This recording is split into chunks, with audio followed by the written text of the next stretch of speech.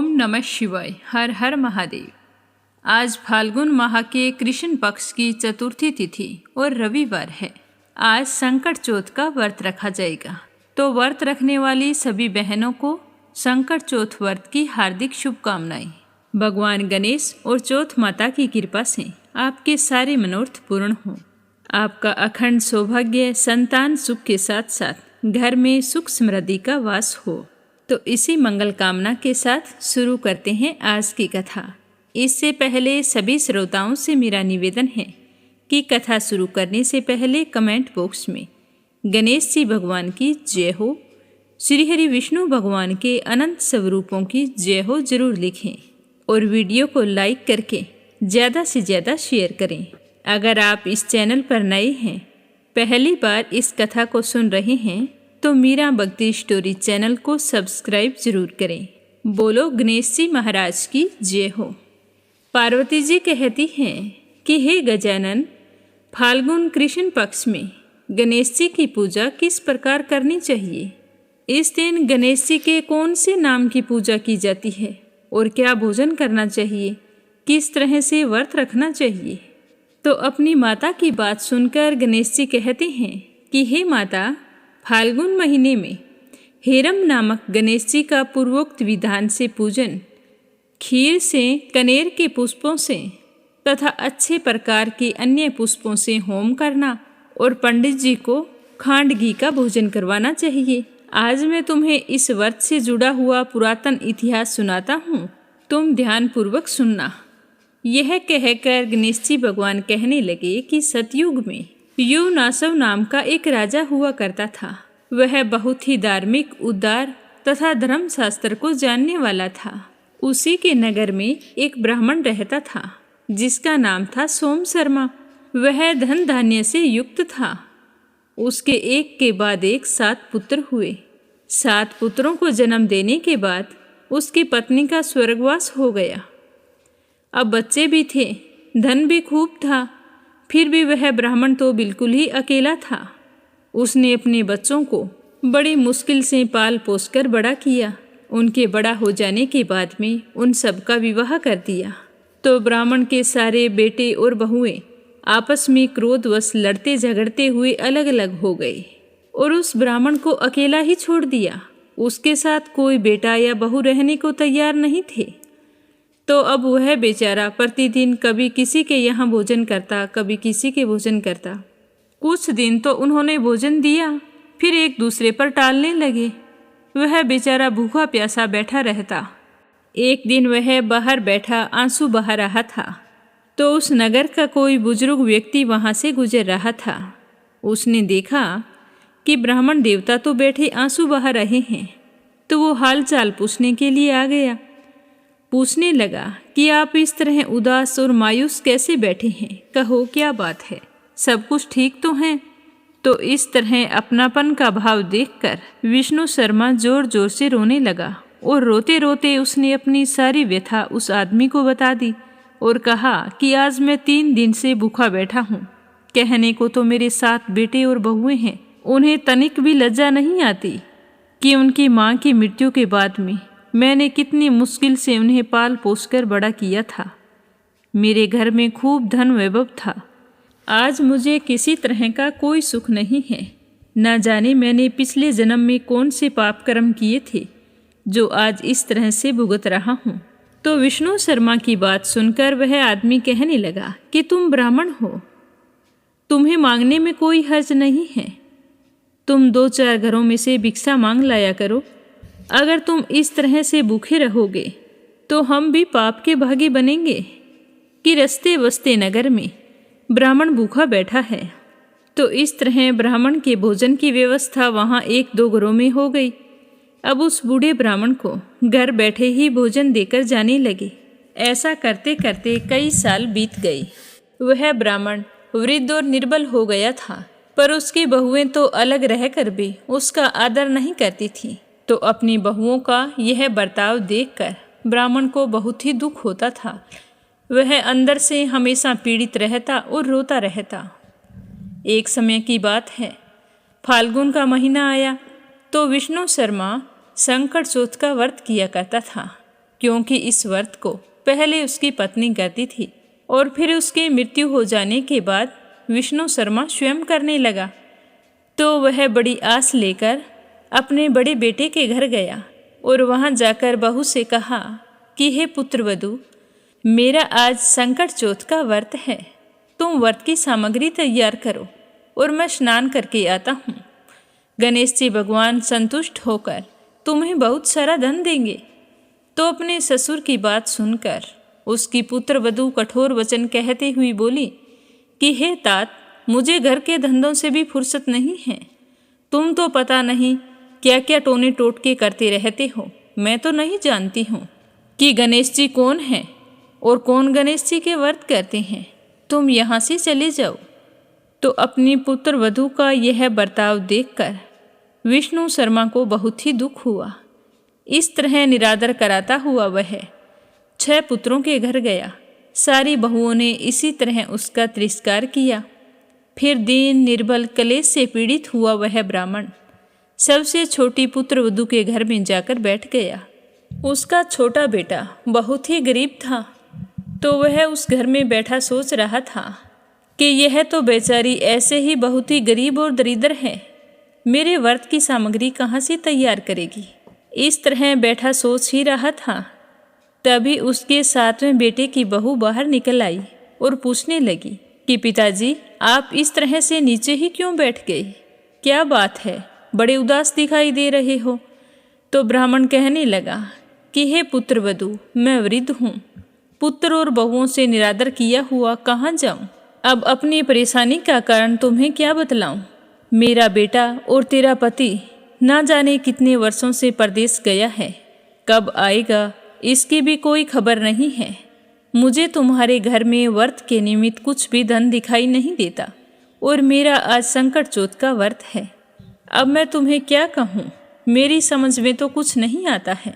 तो अपने ससुर की बात सुनकर उनकी छोटी बहू कहने लगी कि पिताजी, तुम इस बात की चिंता क्यों करते हो? तुम इच्छा पूर्वक इस व्रत को करो और उद्यापन कर दो। मुझे सामग्री बताओ और विधि बताओ कि इस व्रत का उद्यापन कैसे किया जाएगा। आज तुम इस व्रत का उद्यापन कर दो और आज से मैं इस व्रत को पूरी निष्ठा से किया करूँगी। गणेश जी के प्रसाद से अवश्य सिद्धि प्राप्त होगी। तो उसके ससुर ने उसे व्रत की और व्रत के उद्यापन की सारी विधि और सामग्री बता दी। तो वह पूरे गांव में घर घर जाकर भिक्षा मांग कर लाई और फिर अपने वास्ते और ससुर के लिए अलग अलग लड्डू बनाए। चंदन, पुष्प, दुर्वा, सुंदर अक्षत, फल, धूप, दीप, नैवेद्य, तांबूल, सारी सामग्री अलग अलग तैयार करके गणेश जी भगवान का पूजन किया और गणेश जी भगवान से कहा कि हे भगवान, मेरे घर में तो कुछ भी नहीं है। जो भी मैंने आपकी पूजा पाठ की है और जो आपको भेंट चढ़ाई है, वो सब कुछ मैं गांव में से मांग कर लाई हूँ। आप इसे स्वीकार कीजिए और अपना आशीर्वाद मुझे प्रदान कीजिए। आज के बाद से इस व्रत को मैं किया करूँगी। मेरे ससुर जी बूढ़े हो चले हैं। तो फिर शाम को ससुर को भोजन करवा दिया और स्वयं व्रत रख लिया। पूरा दिन निराहार रहकर उसने व्रत किया और मन ही मन गणेश जी भगवान का स्मरण करती रही। जब शाम को चंद्रमा उदय होने का समय हुआ, तब उसके ससुर की तबीयत बिगड़ गई। वह बार बार वमन करता और दस्त करता। तो वह बेचारी भूखी प्यासी होने के बावजूद भी गर्म जल लाकर अपने ससुर के हाथ पैर धोती, कपड़े बदलाती, कपड़े धोती और दूसरी चारपाई पर लेटाती। इस तरह अपने ससुर की तबीयत बिगड़ती हुई देखकर कहने लगी कि पिताजी, मुझे तो लगता है कि मेरा ही भाग्य मंद है। मेरे मंद भाग्य की वजह से ही तुम्हारी ऐसी दशा हुई है। तो उसका ससुर तो कुछ नहीं बोल रहा था, वह तो अचेत पड़ा था। वो बेचारी पूरी रात कि मैं कहाँ जाऊँ, क्या करूँ, हे भगवान मेरे ससुर की तबीयत ठीक कर दो, इसी तरह विलाप करती करती पूरी रात गुजारती। वह दीवार का सहारा लेकर बैठी थी। जैसे ही सूर्य उदय हुआ और चिड़ियों के चहकने की आवाज़ से उसकी आंख खुली, तो उसने देखा कि पूरे घर में हीरे मोती जगमग जगमग कर रहे हैं और विष्टा, वमन आदि वहाँ पर कुछ भी नहीं दिखाई दे रहा था। और उसके ससुर तो एकदम स्वस्थ चारपाई पर लेटे हुए थे। तो वह हैरान होती हुई अपने ससुर से कहने लगी कि पिताजी, ये देखो, ये क्या है? ये किसकी संपत्ति है? मेरे घर में मणि, मोती, मूंगा, ये साक्षात धन किसका है? और यह धन यहाँ पर कैसे आ गया? तो बहू के इस तरह के वचन सुनकर उसका ससुर कहने लगा कि बेटा, यह तेरी श्रद्धा का फल है। श्री गणेश जी भगवान तुझ पर प्रसन्न हुए हैं। इस व्रत के प्रभाव से ही तेरे घर में संपत्ति प्रकट हुई है। तो वह बार बार हाथ जोड़कर कहने लगी कि हे पिताजी, तुम धन्य हो।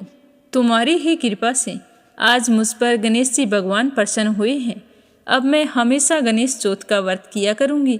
मेरे घर का सारा दरिद्र नष्ट हो गया और मेरे घर में सुख संपत्ति की बाढ़ आ गई। और आज तुम्हारे बताए हुए इस व्रत की वजह से मैं भी धन्य हो गई हूँ। तभी उसकी 6 जेठानियाँ देखती है और क्रोध करती है कि पिताजी, आपने तो हमारे साथ भेदभाव किया है, हमें तो कुछ नहीं दिया और इसे इतना सारा धन दिया है। तो बहुओं के इस तरह चिल्लाने से विष्णु शर्मा भय से पीड़ित हो गई और उन सब से कहने लगी कि इसमें मेरा कोई दोष नहीं है और ना ही मैंने भेदभाव किया है, किंतु इसने तो मेरे कहने से गणेश जी का व्रत किया था और उस व्रत के प्रभाव से ही गणेश जी भगवान प्रसन्न हुए हैं। उससे पहले जैसे कुबेर की संपत्ति थी, इस प्रकार उसके घर में संपत्ति प्रकट हो गई। यह कहकर वह वृद्ध ब्राह्मण खड़ा होकर अपने पुराने घर की ओर चलने लगा। तब उसकी छोटी बहू ने कहा कि पिताजी, पहले तो मेरे घर कुछ नहीं था, तब आप मेरे पास नहीं रहते थे। अब तो भगवान की दया से हमारे घर में कोई चीज़ की कमी नहीं है। आज से तुम यहीं रहोगे। तो उसी समय गणेश जी भगवान की कृपा से उसका परदेश गया हुआ पति भी लौट आया। तो अपने बेटे और बहू को देखकर वह बूढ़ा ब्राह्मण बहुत ही खुश हुआ। तो इस तरह उस ब्राह्मण के 6 बेटे तो गरीबी और व्याधि से पीड़ित हुए और एक पुत्र इंद्र के समान समृद्धिवान हुआ। तो फिर वे सारी जेठानियाँ आपस में बातें करती कि इसने गणेश जी का व्रत किया है, क्यों ना हम भी करें। इस तरह निश्चय करके उन 6 ने भी हर महीने आने वाली संकट चौथ का व्रत रखना शुरू कर दिया। तो व्रत के प्रभाव से वे भी संपत्ति वाले हो गए और फिर सारे के सारे मिलजुल कर एक साथ रहने लगे। गणेश जी भगवान की कृपा से सभी बहुओं ने बहुत ही सुंदर पुत्रों को जन्म दिया। इस तरह से ब्राह्मण का घर धनवान और पुत्रवान हो गया। बोलो गणेश जी महाराज की जय हो।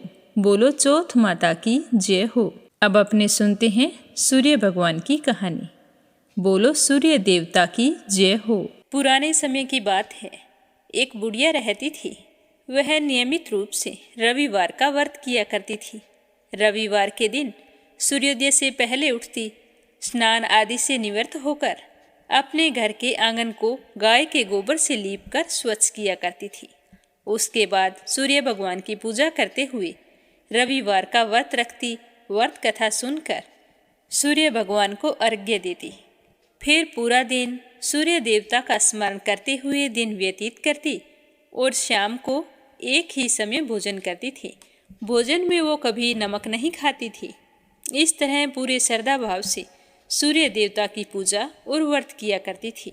भगवान सूर्य देव भी उसके भक्ति भाव से बहुत ही प्रसन्न थे। बुढ़िया को किसी भी तरह की कोई चिंता नहीं थी। उसके घर में धन धान्य सब कुछ था। तो उस बुढ़िया को सुखी देखकर उसकी पड़ोसन उससे बहुत ही जलती थी। बुढ़िया की गाय नहीं थी, तो वह बुढ़िया उस पड़ोसन के घर से ही गाय का गोबर लाकर अपने आंगन को लीपा करती थी। तो पड़ोसन सोचने लगी कि अगर बुढ़िया को गाय का गोबर ना मिले तो यह आंगन कैसे लीपेगी, और आंगन नहीं लीप पाएगी तो रविवार का व्रत और पूजा पाठ कैसे करेगी। मैं ऐसा करती हूँ, शनिवार के दिन शाम को ही गाय को घर के अंदर बांध लूँगी, फिर देखती हूँ कि बुढ़िया गाय का गोबर कहाँ से लाती है। तो पड़ोसन ने जैसा सोचा था वैसा ही किया। शनिवार के दिन शाम को गाय को घर के अंदर बांध लिया। अब दूसरे दिन रविवार को वह बुढ़िया जल्दी उठी, उठकर स्नान किया और फिर गाय का गोबर लेने के लिए घर से बाहर निकली तो देखा कि पड़ोसन की गाय भी नहीं थी वहाँ पर। तो यह देखकर बुढ़िया बड़ी ही परेशान हुई। सोचने लगी कि अब मैं क्या करूँगी, आंगन कैसे लीपूंगी। अगर आंगन नहीं लीप सकी तो सूर्य भगवान को भोग कैसे लगाऊंगी। तो इसी तरह विचार करते हुए बुढ़िया ने सारा दिन गुजार दिया। ना आंगन लीप सकी, ना भगवान को भोग लगाया और ना स्वयं भोजन किया। सूर्यास्त हो गया। उदास हुई बुढ़िया भूखी प्यासी सो गई।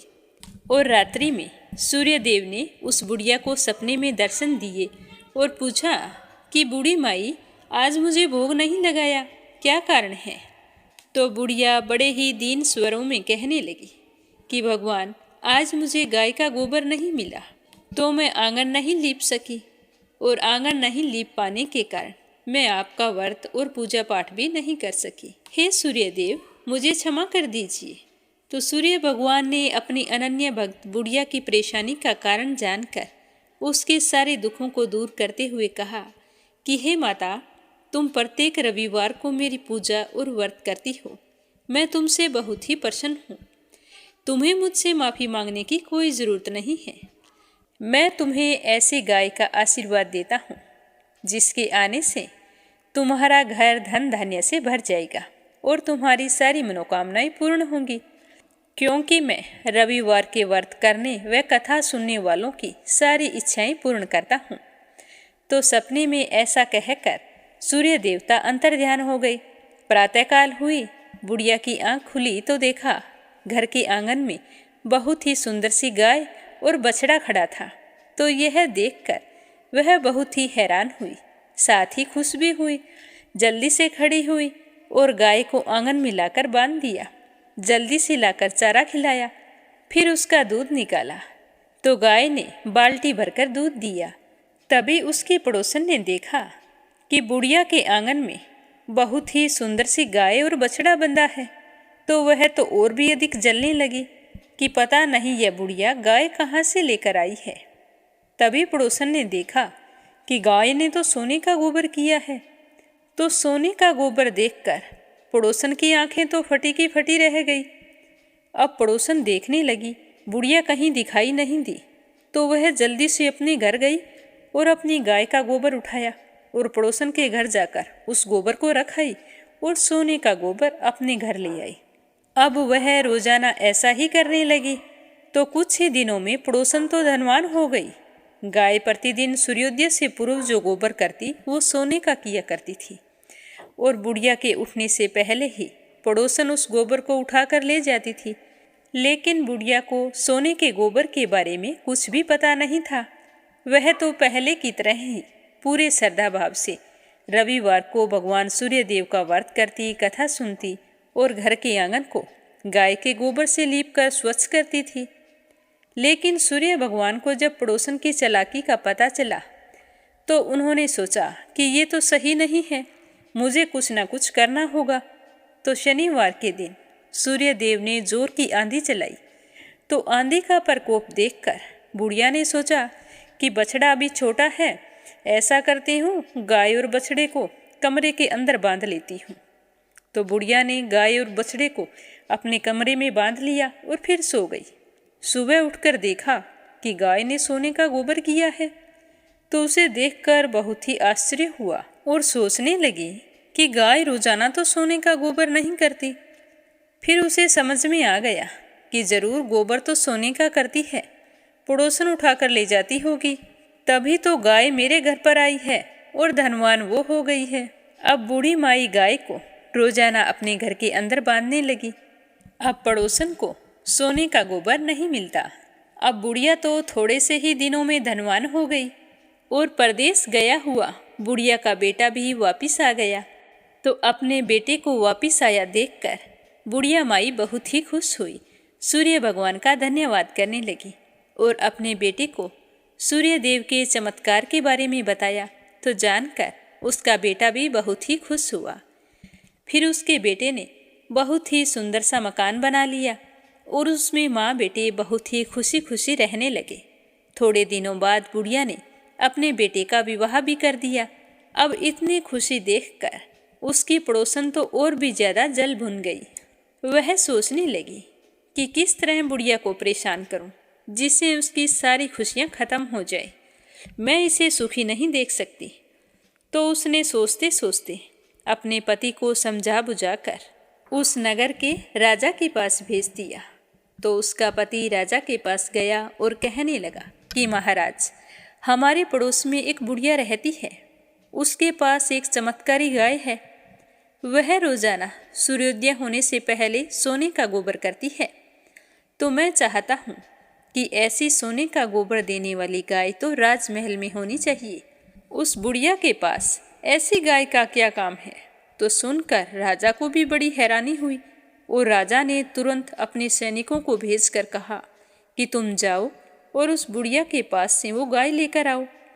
तो राजा का आदेश पाकर सैनिक बुढ़िया के घर गए।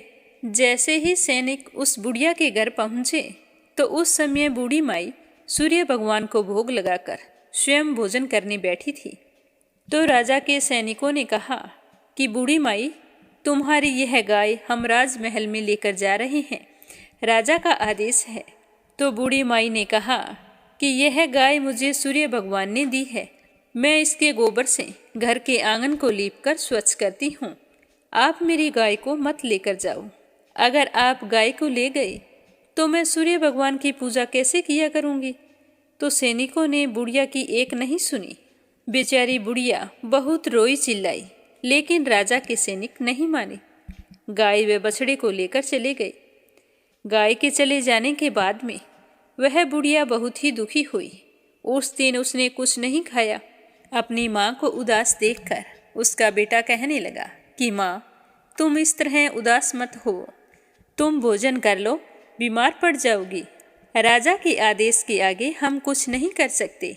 आप इतना ही सोच लो कि भगवान ने हमें इतने ही दिनों के लिए गाय दी थी। मैं आपके लिए एक और अच्छी सी गाय खरीद के ले आऊँगा। पर बुढ़िया माई कहने लगी कि वो गाय तो मेरे भगवान ने मुझे दी थी। इस तरह कहकर वो रोने लगी। रोते रोते भूखी प्यासी ही सो गई और सारी रात सूर्य भगवान से गाय व बछड़े को लौटाने के लिए प्रार्थना करती रही। उधर राजा गाय को देखकर बहुत ही खुश हुआ और एक सुंदर से कमरे के अंदर गाय को बंधवा दिया और सोचने लगा कि अब तो मैं माला माल हो जाऊंगा। यह सोचते हुए राजा सो गया, परंतु खुशी के मारे नींद नहीं आ रही थी। सुबह हुई तो उठते ही राजा जल्दी से अपने कक्ष से बाहर निकले, यह सोचते हुए कि जाकर देखता हूँ कि गाय के सोने का गोबर कैसा है। तो जैसे ही अपने कमरे का दरवाज़ा खोला तो बहुत ही बुरी तरह से दुर्गंध आ रही थी। राजा की समझ में नहीं आ रहा था कि यह सब कुछ क्या हो रहा है। तो राजा ने बाहर निकलकर गाय के कमरे की ओर देखा तो बाहर तक लीद पसरी हुई पड़ी थी और सारा राजमहल दुर्गंध से भर गया था। तो यह देखकर राजा को बहुत ही गुस्सा आया और उन्होंने अपने सैनिकों को आदेश दिया कि तुम जल्दी से जाओ और उस बुढ़िया को यहाँ लेकर आओ। तो सैनिक राजा का आदेश पाकर बुढ़िया के घर की ओर चल पड़े। जाकर देखा बुढ़िया तो घर के बाहर बैठी रो रही थी। तो उसे देखकर कहने लगे कि आपको राजा ने बुलाया है, हमारे साथ चलो। तो वह बुढ़िया उन सैनिकों के साथ चल पड़ी। जैसे ही राज दरबार में पहुंची तो हाथ जोड़कर राजा को प्रणाम किया और आंसू बहाती रही। तो राजा ने पूछा कि हे बुढ़िया, मैंने तो सुना था कि यह गाय तुम्हारे घर सोने का गोबर किया करती थी, क्या तुम जादू टोने करती हो? तो वह बुढ़िया कहने लगी कि नहीं महाराज, मैं ऐसा कुछ नहीं करती हूँ। मैं तो सूर्य देव का व्रत रखती हूँ और उन्हीं की पूजा पाठ करती हूँ। मेरे पास गाय नहीं थी तो मैं पड़ोसन की गाय का गोबर ले जाकर अपने घर का आंगन लीपती थी और फिर सूर्य देव की पूजा करती थी।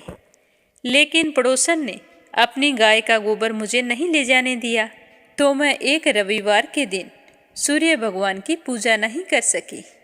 तो सूर्य भगवान ने प्रसन्न होकर यह गाय मुझे उपहार में दी है। हाँ महाराज, मेरे यहाँ यह सूर्य उदय होने से पहले का गोबर सोने का करती है। तो राजा कहने लगे कि मेरा तो सारा राजमहल लीद से भरा पड़ा है और बुरी तरह से दुर्गंध आ रही है। तो बुढ़िया ने कहा कि महाराज, इस विषय में मुझे कुछ नहीं पता, मैंने आपसे जो कुछ कहा है वह सब कुछ सच है। तो राजा को समझ में आ गया कि यह सब सूर्यदेव का प्रकोप है। फिर राजा ने सैनिकों को भेजकर बुढ़िया की पड़ोसन और उसके पति को बुलाया। फिर उन दोनों को उनकी दुष्टता के लिए दंड दिया और बुढ़िया माई से अपनी गलती के लिए क्षमा मांगी। फिर गाय और बछड़े के साथ बूढ़ी माई को खूब सारा धन देकर विदा किया। फिर राजा ने पूरे राज्य में घोषणा करवाई कि सारे स्त्री पुरुष रविवार के व्रत किया करें। रविवार का व्रत करने से सभी लोगों के घर धन धान्य से भर गए। चारों ओर खुशहाली छा गई। सभी लोगों के शारीरिक कष्ट दूर हो गए। राज्य में सारे स्त्री पुरुष सुखपूर्वक जीवन यापन करने लगे। बोलो सूर्य भगवान की जय हो। अब अपने सुनते हैं भागवत कथा का आगे का अध्याय। तो प्रेम से कहिए श्री हरि विष्णु भगवान के अनंत स्वरूपों की जय हो। भागवत कथा की जय हो। उद्धव जी ने पूछा कि वासुदेव नंदन श्री कृष्ण जिस क्रिया योग का आश्रय लेकर जो भक्तजन जिस प्रकार से और जिस कामना से आपकी पूजा अर्चना करते हैं, आप अपने उस आराधन रूप क्रिया योग का वर्णन कीजिए। मेरी सुनने की बहुत इच्छा है। देवऋषि नारद, भगवान व्यास देव और गुरु बृहस्पति आदि बड़े बड़े ऋषि मुनि यह कथन बार बार कहते हैं कि क्रिया योग के द्वारा आपकी आराधना ही मनुष्यों के परम कल्याण का साधन है। यह क्रिया योग पहले पहल आपके मुख से ही निकला था। आपसे ही ग्रहण करके इसे ब्रह्मा जी ने अपने पुत्र भग आदि महर्षियों को और भगवान शंकर ने अपनी अर्धांगिनी भगवती पार्वती जी को उपदेश किया था। हे भगवान, यह क्रिया योग ब्राह्मण, क्षत्रिय आदि वर्गों और ब्रह्मचारी गृहस्थ आदि आश्रमों के लिए भी परम कल्याणकारी है।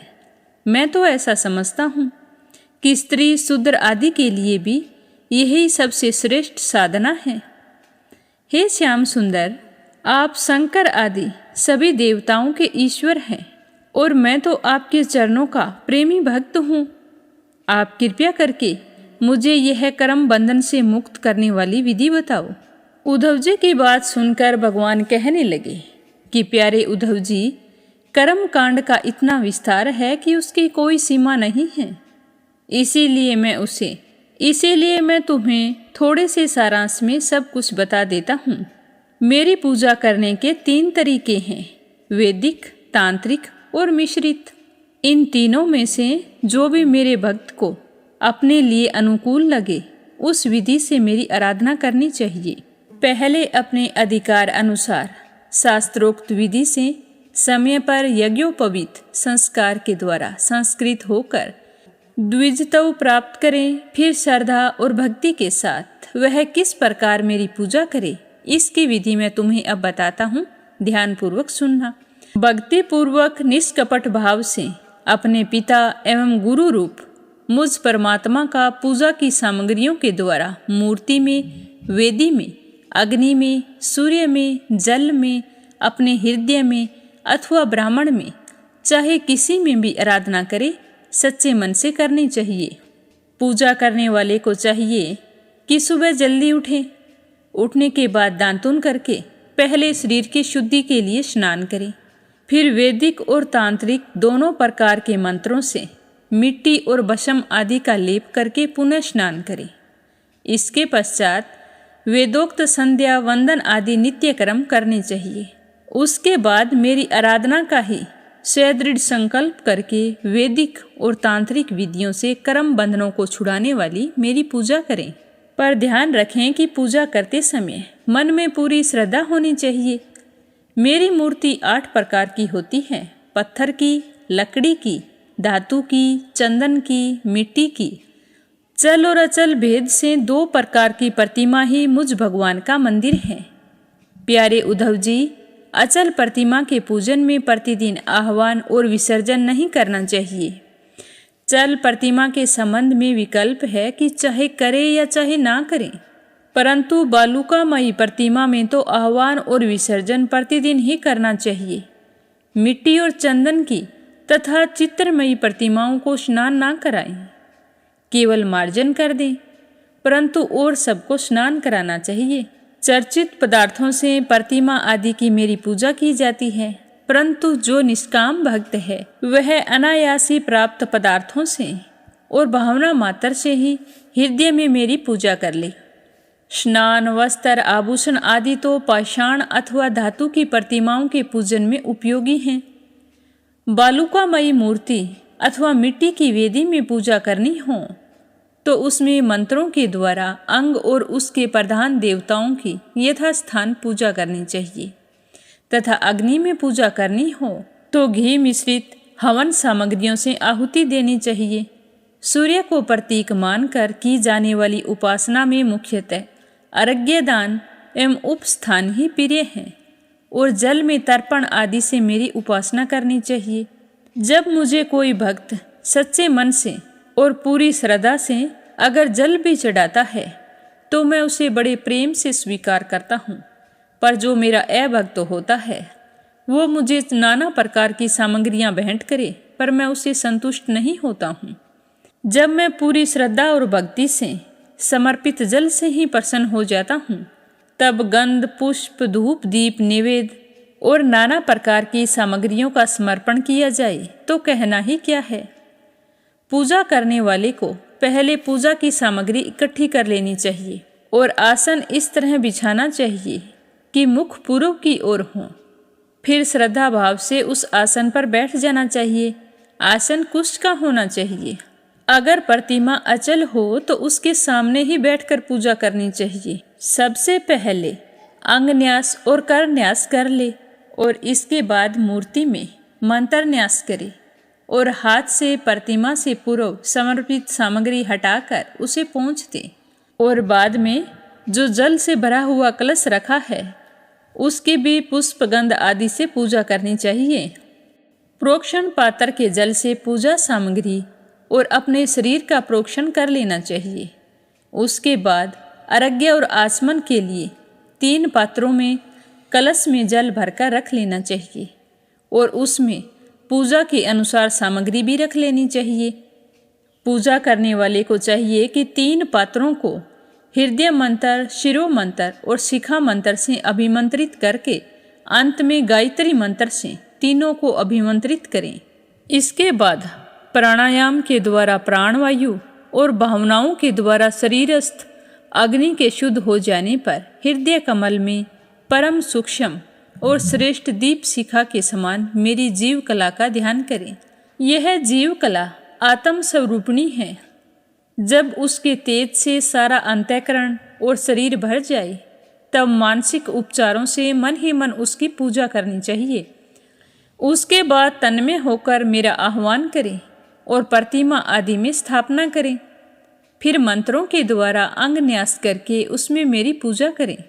मेरे आसन में धर्म आदि गुणों और विमला आदि शक्तियों की भावना करें, अर्थात आसन के चारों कोनों में धर्म, ज्ञान, वैराग्य और ऐश्वर्य रूप 4 पाए हैं। अधर्म, अज्ञान, अवैराग्य और अनैश्वर्य ये चारों दिशाओं में डंडे हैं। सतव, रज, तम रूप 3 पटरियों की बनी हुई पीठ है। उस पर विमला, उत्कर्षिणी, ज्ञाना, क्रिया, योगा, सत्या, ईशान और अनुग्रह ये शक्तियाँ विराजमान हैं।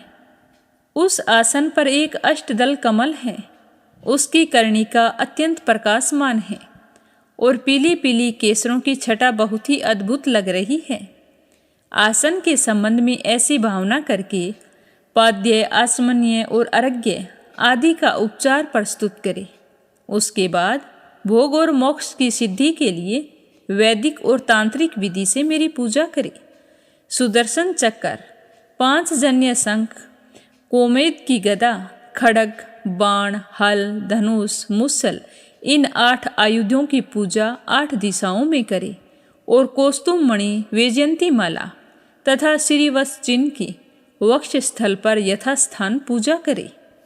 नंद, सुनंद, चंड, प्रचंड, बल, महाबल, कुमुद और कुमुदेक्षण इन 8 पार्षदों की 8 दिशाओं में गुरुड़ के सामने दुर्गा, विनायक, व्यास, विश्वक्सेन चारों कोनों में स्थापना करके पूजा करें।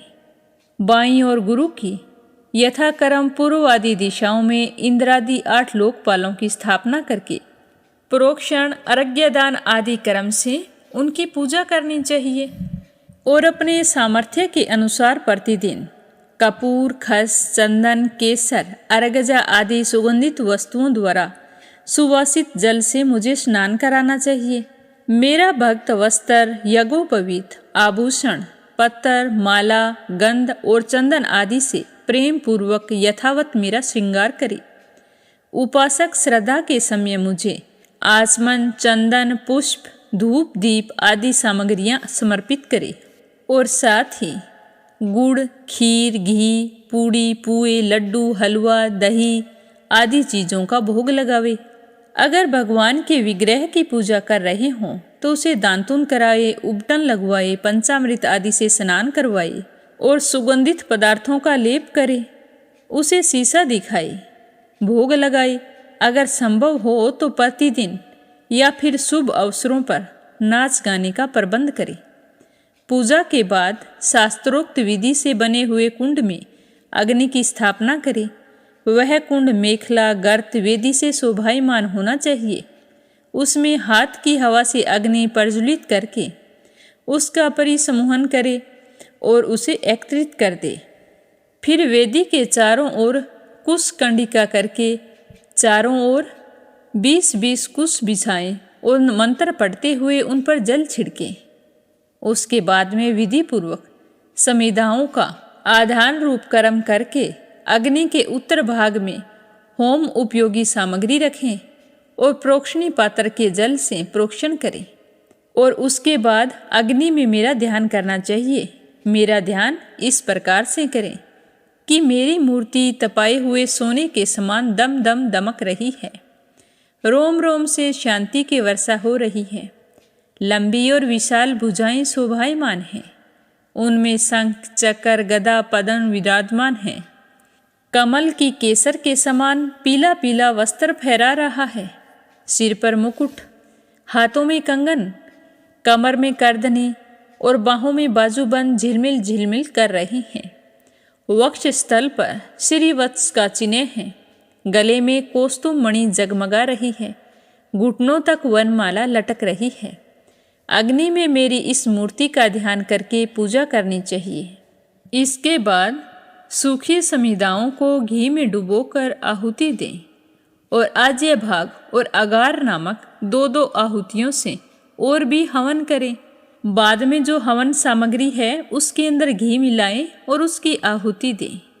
फिर अपने इष्ट मंत्र से अथवा ओम नमो नारायणा इस अष्टाक्षर मंत्र से तथा पुरुष सूक्त के 16 मंत्रों से हवन करें। समझदार पुरुष को चाहिए कि धर्म आदि देवताओं के लिए भी विधि पूर्वक मंत्रों से हवन करें और आहुति डालें। इस प्रकार अग्नि में अंतर्यामी रूप से स्थित भगवान की पूजा करके उन्हें नमस्कार करें और नंद सुनंद आदि पार्षदों को 8 दिशाओं में हवन कर्मांग बलि दें। फिर प्रतिमा के सामने बैठकर परब्रह्मा स्वरूप भगवान नारायण का स्मरण करें और फिर भगवत रूप मूल मंत्र ओम नमो नारायणा का जाप करें। फिर भगवान को आचमन कराएं। बाद में अपने इष्ट देव की सेवा में सुगंधित तामूल आदि मुखवास उपस्थित करें और पुष्प समर्पित करें। मेरी लीलाओं को गाएं, उनका ज़्यादा से ज़्यादा वर्णन करें और मेरी ही कथा लीलाओं का अभिनय करता रहें। यह सब करें तो बहुत ही प्रसन्न रहें। मन में किसी भी तरह के कोई द्वेष भावना ना आए। मेरी लीला कथाएं स्वयं सुने, औरों को ज़्यादा से ज़्यादा सुनाएं और उस समय संसार के सारे झगड़ों को भूलकर मुझ में ही तन्मय हो जाएं। प्राचीन ऋषियों के द्वारा बनाए हुए स्तोत्रों से मेरी स्तुति करके मेरी प्रार्थना करें और कहें कि हे भगवान, आप मुझ पर प्रसन्न हों, मुझे अपने कृपा प्रसाद से सरोबार कर दें और उसके बाद में दंडवत प्रणाम करें। अपना शीश मेरे चरणों में रख दें और अपने दोनों हाथों से दाएं हाथ से दाहिना और बाएं हाथ से बायां चरण पकड़कर कहें कि हे भगवान, मैं तो इस संसार सागर में डूब रहा हूँ। मृत्यु रूप मगरमच्छ मेरा पीछा कर रहा है। मैं तो बहुत ही भयभीत हूँ और डर कर आपकी शरण में आया हूँ, इसी आस से कि आप मेरी रक्षा करेंगे। अतः हे प्रभु, आप मेरी रक्षा कीजिए। इस प्रकार की स्तुति करके मुझे अर्पित की हुई माला आदर के साथ अपने सिर पर रखें और उसे मेरा दिया हुआ प्रसाद समझें। यदि विसर्जन करना हो तो ऐसी ही भावना करनी चाहिए कि प्रतिमा में से एक दिव्य ज्योति निकली है जो मेरे हृदय में लीन हो गई है। बस यही विसर्जन है। प्रतिमा आदि में जब जहाँ श्रद्धा हो वहीं मेरी पूजा करनी चाहिए, क्योंकि मैं सर्व आत्मा हूँ, समस्त प्राणियों में तथा अपने हृदय में भी स्थित हूँ। जो मनुष्य इस प्रकार वैदिक तांत्रिक क्रिया योग के द्वारा मेरी पूजा अर्चना करता है वह इस लोक में और परलोक में मुझसे अभिष्ट सिद्धि प्राप्त कर लेता है। अगर संभव हो तो मेरा भक्त है वो प्रेम पूर्वक मेरा मंदिर बनवावे और उसके अंदर मेरी प्रतिमा स्थापित करें, सुंदर सुंदर फूलों के बगीचे लगवाएं, नित्य रोजाना पूजा करें।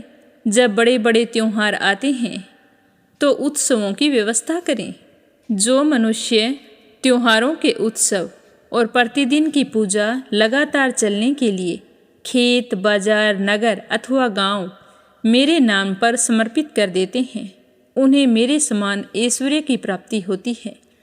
मेरी मूर्ति की प्रतिष्ठा करने से पृथ्वी का 1 राज्य, मंदिर निर्माण, त्रिलोकी का राज्य, पूजा आदि की व्यवस्था करने से ब्रह्मलोक और तीनों के द्वारा मेरी समानता प्राप्त होती है।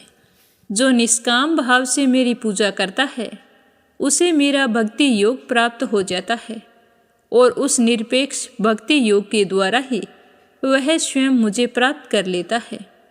जो अपनी दी हुई अथवा दूसरों की दी हुई देवता और ब्राह्मण की जीविका हरण कर लेता है तो उसके बदले उसे बहुत ही कष्ट भुगतना पड़ता है। वह करोड़ों वर्षों तक विष्टा का कीड़ा होता है। जो लोग ऐसे कामों में सहायता, प्रेरणा तथा मार्गदर्शन करते हैं वे भी मरने के बाद प्राप्त करने वाले के समान ही फल के भागीदार होते हैं।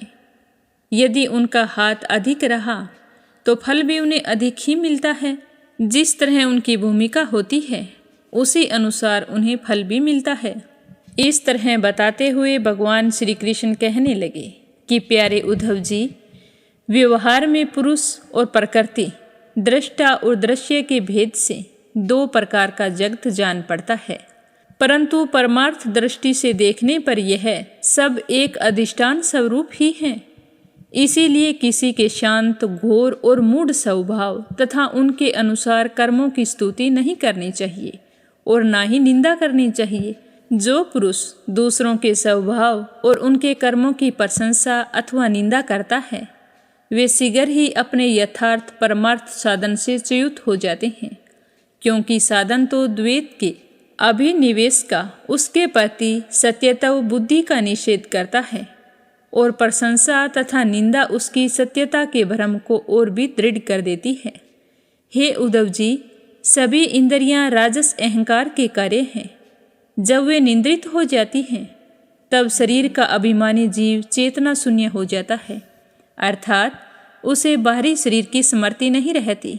उस समय यदि मन बच रहा तब तो वह सपने के झूठे दृश्यों में भटकने लगता है और वह लीन भी हो गया तब वह जीव मृत्यु के समान गहरी निंद्रा सुसुप्ति में लीन हो जाता है।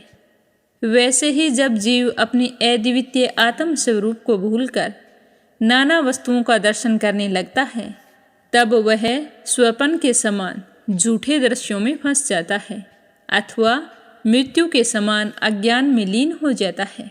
जब द्वैत नाम की कोई वस्तु ही नहीं है तो उसमें ये वस्तु अच्छी है, ये वस्तु बुरी है, इन सब प्रश्नों का सवाल ही नहीं उठता। विश्व की सारी वस्तुएं वाणी से कही जा सकती है अथवा मन से सोची जा सकती है।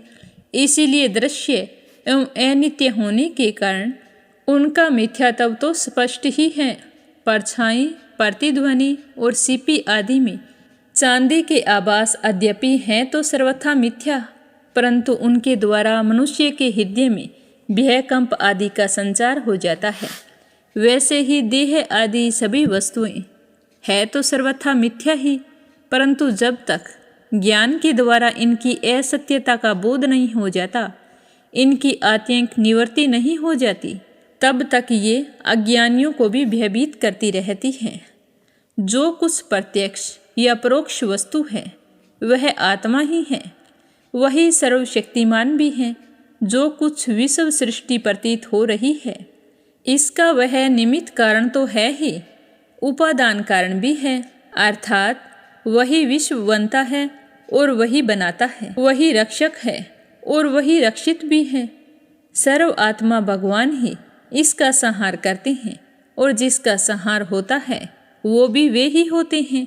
अवश्य ही व्यवहार की दृष्टि से देखने पर आत्मा इस विश्व से भिन्न है, परंतु आत्म दृष्टि से उसके अतिरिक्त और कोई वस्तु है ही नहीं।